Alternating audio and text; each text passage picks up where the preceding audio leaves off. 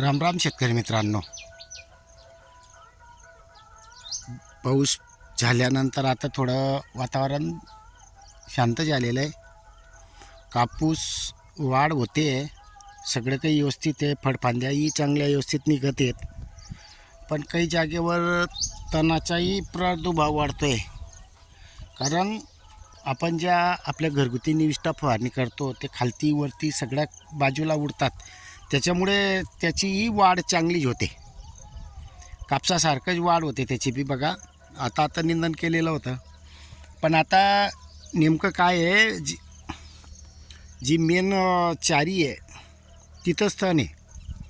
आणि आपलं हे कधी बघितलं बेडवर नॉर्मल आहे नाही सारखं.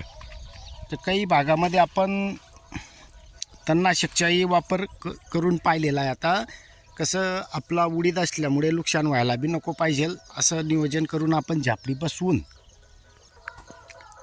ह्या पद्धतीचं झापडी बसवून आपण एक पंप फवारणी करून बघितलेली आहे. समजा 2-4 दिवसामध्ये काय परिवर्तन होतं किंवा कापसाला साईड इफेक्ट होत असेल तर आपण कॅन्सल करू. मागंही आपण फवारणी केली होती, पण त्यावेळेला तण लहान होतं. आता ही झापडी बसाडून आपण फवारणी करून घेतो आहे, म्हणजे एक पंप केलेला आहे. आता त्याच्यानंतर आपण ट्रायल बेस करू. कारण फड्डीमध्ये आपल्याला नुसतं चालायचं आहे, दुसरं काही करायचं नाही आहे.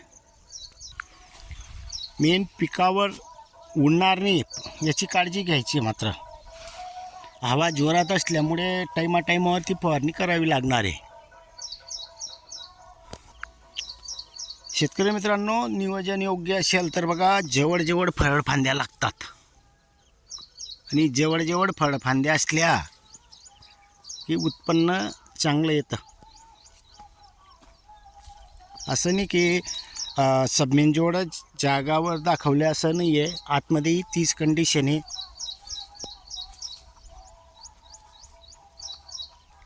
हा 2 तारखेचा कापूस आहे. उडीदही आता शेंगाही लागलेले आहेत, कमी बार आहे तरी पण आता लागतीलच शेंगा. कारण पाऊस अति असल्यामुळे थांबून गेलेलं होतं. बेड पद्धत असल्यामुळे वापसा लवकर होऊन माल तयार व्हायला अडचण येणार नाही. धन्यवाद.